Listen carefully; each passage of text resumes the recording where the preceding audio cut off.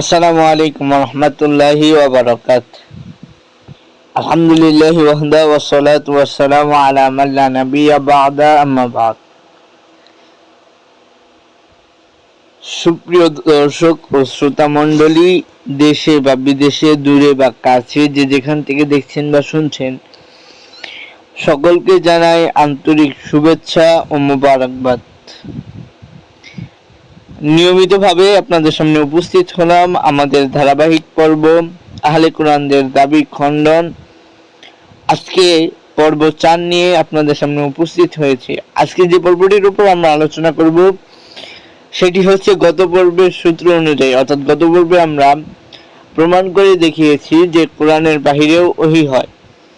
আজকে আমরা আলোচনা করব রাসূল সাল্লাল্লাহু আলাইহি ওয়াসাল্লাম তিনি কি শুধু কোরআনের তেলাওয়াত করে মানুষের কাছে সেই ওহী পৌঁছে দিয়েছেন, অর্থাৎ রাসূল কি কেবল কোরআনের পাঠক ছিলেন নাকি রাসূলের অন্য কোনো দায়িত্ব ছিল? আসুন আমরা কোরআনের আলোকে জানবো আজকে রাসূলের দায়িত্বগুলো কি কি ছিল।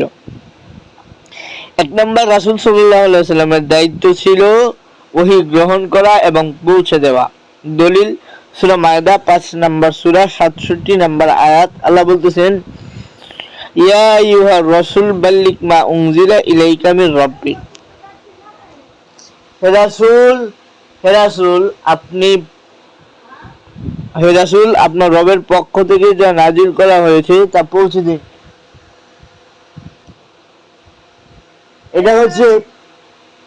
এটা হচ্ছে রাসূল সাল্লাল্লাহু আলাইহি ওয়াসাল্লামের প্রথম দায়িত্ব, যা রাসূল সাল্লাল্লাহু আলাইহি ওয়াসাল্লাম কে আল্লাহ তাআলা সূরা মায়দা 5 নম্বর সূরা 67 নম্বর আয়াতে বলে দিলেন, ইয়া আইয়ুহার রাসূল বাল্লিগ মা উনজিলা ইলাইকা মির রাব্বিক। হে রাসূল আপনার পক্ষ থেকে, আল্লাহর পক্ষ থেকে যে ওহী আপনার নিকট আসে সেই ওহীটাকে আপনি পৌঁছে দিন।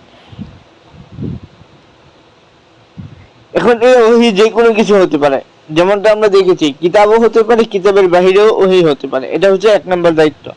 2 নম্বর, আল কোরআন তেলাওয়াত করে মানুষের সামনে উপস্থাপন করা। সূরা জুমা 62 নম্বর সূরা 2 নম্বর আয়াতে আল্লাহ তাআলা বলতেছেন, ইয়াতলু আলাইহিম আয়াত, তিনি তাদের নিকট আল্লাহর আয়াত সমূহকে তেলাওয়াত করে থাকেন, পাঠ করে থাকেন। শুধু কোরআন মুখে বলা নয়, তা সঠিকভাবে তেলাওয়াত করাও রাসূলের দায়িত্ব ছিল, যেটা ছিল রাসূলের 2 নম্বর দায়িত্ব। অর্থাৎ প্রথম দায়িত্ব ছিল আল্লাহর পক্ষ থেকে আসা ওহীগুলোকে মানুষের কাছে পৌঁছে দেওয়া। 2 নম্বর দায়িত্ব ছিল কোরআন পাঠ করে মানুষকে শোনানো। 3 নম্বর, রাসূল সাল্লাল্লাহু আলাইহি ওয়াসাল্লামের 3 নম্বর দায়িত্ব ছিল তালিম বা শিক্ষা দেওয়া। কি তালিম দিবেন? সূরা জুমা সূরা নম্বর 62 আয়াত নম্বর 2 আল্লাহ তাআলা বলতেছেন, ওয়া ইউআল্লিমুকুমুল কিতাবা ওয়াল হিকমা, রাসূল তোমাদেরকে আল্লাহর কিতাব এবং হিকমা শিখাবে। আল্লাহর রাসূল তোমাদেরকে কিতাব এবং হিকমা শিখাবে। হিকমার ব্যাখ্যা কি? এটা নিয়ে আহলে কোরআনরা ধোঁকাবাজি করে।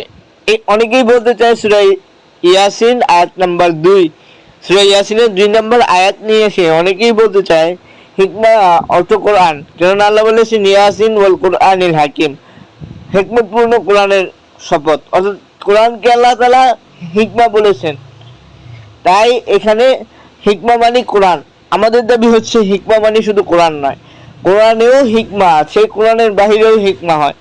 কোরআনের বাহিরে যে হিকমা হয় তার দলিল কি? আসুন আমরা দেখে আসি। কোরআনে হিকমা শব্দের ব্যবহার, কয়টা অর্থে হিকমা ব্যবহার করা হয়েছে আসুন আমরা দেখি।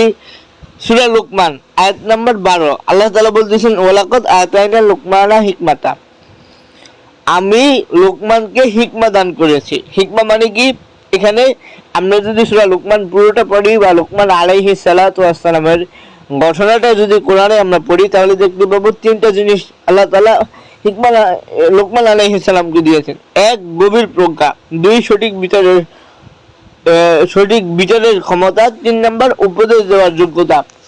অর্থাৎ আল্লাহ তাআলা এখানে হিকমা দ্বারা লোকমান আলাইহিস সালামকে দেওয়া গভীর প্রজ্ঞা এবং সঠিক বিচার, এই জিনিসটাকে বুঝিয়েছেন। আরেকটা আয়াত দেখুন, এখানে নবীদেরকে আল্লাহ যেসব জ্ঞান ও সিদ্ধান্তের ক্ষমতা দিয়েছেন সেগুলোকে কোরআনে হিকমা বলেছে। দলিল সূরা বাকারা আয়াত নাম্বার 251। দাউদ আলাইহিস সালাম সম্পর্কে আল্লাহ তাআলা বলেছেন, ওয়া আতাহুল্লাহুল হিকমা ওয়া ফাযলাল খিতাবা। আল্লাহ দাউদ আলাইহিস সালামকে হিকমা ও চূড়ান্ত কথার ফয়সালা দান করেছেন। এই দুটো আয়াত থেকে আমরা বুঝতে পারলাম হিকমা শুধু কোরআনের মধ্যে সীমাবদ্ধ নয়, কোরআনের বাহিরেও হিকমা হয়। আসুন, রাসূলের 4 নম্বর কাজ ছিল তাজকিয়া বা আত্মশুদ্ধি করা। আল্লাহ সুবহানাহু ওয়া তাআলা বলছেন যে ওয়ায়ুযাক্কিহিম, তিনি তাদেরকে পরিষ্কার করে দিবেন। রাসূল সৎ কাজ ও তাকওয়া মাধ্যমে মানুষের চরিত্র ও অন্তরকে পরিশুদ্ধ করতেন।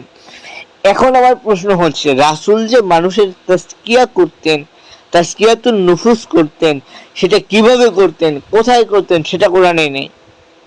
সেটা আমরা হাদিসের মাধ্যমেই পেয়ে থাকি, এজন্যই হাদিস মানা প্রয়োজন। 5 নম্বর নবীর দায়িত্ব বয়ান করা, তাবিয়ীন ব্যাখ্যা করা। সূরা নাহাল 16 নম্বর সূরার 44 নম্বর আয়াত আল্লাহ তাআলা বলেন, ওয়া আনজালনা ইলাইকা যিকরা লিতুবাইয়িনা লিন-নাস মা উনজিলা ইলাইহিম ওয়া লাআল্লাহুম ইয়াতাফাক্কারুন। আমি তোমার প্রতি এই যিকির নাযিল করেছি যেন তুমি তা মানুষকে ব্যাখ্যা করে দাও। অর্থাৎ কোরআন রাসূলের দায়িত্ব ছিল কোরআনের তাত্ত্বিক ও বাস্তব ব্যাখ্যা করে দেওয়া। আচ্ছা, এখানে অনেকে তাবিঈন শব্দটা দিয়ে বলতে চায় যে তাবিঈন মানে ব্যাখ্যা নয়, তাবিঈন মানে হচ্ছে গিয়ে কোরআনে যা বলছে তা পৌঁছে দেওয়া। আসলে আমরা তাবিঈনের লুগাবি অর্থ, অর্থাৎ আজকে আমরা মুহাদ্দিসদের বক্তব্য দেখব না, আমরা দেখব শাব্দিক অনুবাদ। শাব্দিকভাবে আরবি ডিকশনারিতে তাবিঈনের ব্যাখ্যা কি এসেছে। দেখুন, তাবিঈন শব্দটার মূল ধাতু হচ্ছে বা ইয়া নুন বায়ান, যার অর্থ স্পষ্ট হওয়া, আলাদা হওয়া, প্রকাশ হওয়া। শব্দের গঠন শব্দটা ভাবে তাফঈল থেকে এসেছে, কারো উদ্দেশ্যে কোনো কিছু স্পষ্টভাবে ব্যাখ্যা করা। অভিধানিক সংজ্ঞা, আরবি একটা বিখ্যাত অভিধান আছে যেটার নাম হচ্ছে লিসানুল আরব। এই লিসানুল আরবের মধ্যে লিখেছেন কোন বিষয়কে স্পষ্ট ও সুস্পষ্ট রূপে প্রকাশ করাকে তাবিঈন বলা হয়। অর্থাৎ কোরআনের যে হুকুমগুলো আছে, যে আদেশগুলো আছে, এগুলোকে আল্লাহর রাসূল মানুষের সামনে স্পষ্ট এবং সুস্পষ্ট ভাবে, একেবারে ক্রিস্টাল ক্লিয়ার ভাবে মানুষের সামনে ব্যাখ্যা করে দিবেন। এটা হচ্ছে রাসূলের দায়িত্ব। আরেকটা দেখুন, আল মুজামুল ওয়াসিদের মধ্যে গিয়েছে আওদাহা ওয়া কাশফাহু ওয়া জাআলা বায়িনান। বয়ান, কোনো কিছু প্রকাশ করা, উন্মোচন করা, পরিষ্কারভাবে উপস্থাপন করা। এরপরে আর রাগিব ইসফাহানি রহমতুল্লাহি আলাইহি মুফরাদাতুল কোরআন, এটাও একটা লুগাত। ওই লুগাতের মধ্যে লিখেছেন কোনো কিছুকে উন্মোচন করা, প্রকাশ করা। আর এর থেকে এসেছে তাবিঈন। সংক্ষেপে বলা হয়, সংক্ষেপে কি তাবিঈন হলো কোনো বিষয়কে অন্যের জন্য স্পষ্টভাবে প্রকাশ করা, যাতে যেন তাতে কোনো স্পষ্টতা না থাকে, অস্পষ্টতা না থাকে। এটাই আমরা দেখি কোরআনের বেলা, রাসূলের বেলা। কোরআনে বলা হয়েছে আকিমুস সালাহ, সালাত কায়েম করো। এখন সালাত কায়েম কিভাবে করবে, এটা অস্পষ্টতা। আল্লাহ রাসূল সাল্লাল্লাহু আলাইহি ওয়াসাল্লাম আমাদেরকে হাদিসের মাধ্যমে ব্যাখ্যা করে, যেটা কোরআনে বলা হয়েছে লিতুবাইয়িনা লিন-নাস, মানুষের জন্য নবীজি বয়ান করেছেন, তাবিঈন করেছেন, ব্যাখ্যা করেছেন। এই ব্যাখ্যার মাধ্যমে আল্লাহ রাসূল আমাদেরকে দেখিয়ে দিয়েছেন সালাত কিভাবে কায়েম করতে হয়, সিয়াম কিভাবে রাখতে হয়। এজন্যই হাদিসের প্রয়োজন, হাদিসের প্রামাণিকতা প্রয়োজন। আসুন, 6 নাম্বার উসওয়াতুল হাসানা। রাসূল সাল্লাল্লাহু আলাইহি ওয়াসাল্লামের মধ্যে রয়েছে উত্তম চরিত্র। সূরা আহজাব 33 নাম্বার সূরা 21 নাম্বার আয়াত আল্লাহ বলতেছেন, লাকাদ কানা লাকুম ফি রাসূলিল্লাহি উসওয়াতুন হাসানা। তোমাদের জন্য রাসূল সাল্লাল্লাহু আলাইহি ওয়াসাল্লামের মধ্যে রয়েছে উত্তম আদর্শ। আমার এখন প্রশ্ন হচ্ছে, যারা কোরআন মানেন, হাদিসকে অস্বীকার করেন, তাদের কাছে প্রশ্ন, কোরআনের আদর্শ বাস্তব জীবনে আল্লাহ রাসূল যে আমাদের আদর্শ, সেই আদর্শটা তো কোরআনে পাবো না। আদর্শ বলা হয় যার প্রত্যেকটা স্টেপ বাই স্টেপ যাকে ফলো করা যায়, তাকে বলা হয় আদর্শ। তো আসুন, আজকে আমরা কোরআনের আলোকে 6টি ব্যাখ্যা দেখলাম, 6টি দায়িত্ব দেখলাম রাসূল সাল্লাল্লাহু আলাইহি ওয়াসাল্লামের কাজ। 1 নাম্বার ওহী গ্রহণ করবে এবং সেটা মানুষের কাছে পৌঁছাবে। 2 নাম্বার কোরআন পাঠ করে মানুষকে শোনাবে।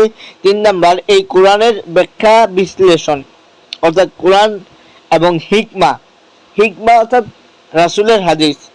রাসূল হিকমা শিখাবেন মানুষকে। আর হিকমার অর্থ কি? শুধু কোরআন নয়, হিকমা মানে হাদিসে বোঝানো হয়, এখানে যেটা আল্লাহ তাআলা বুঝিয়েছেন।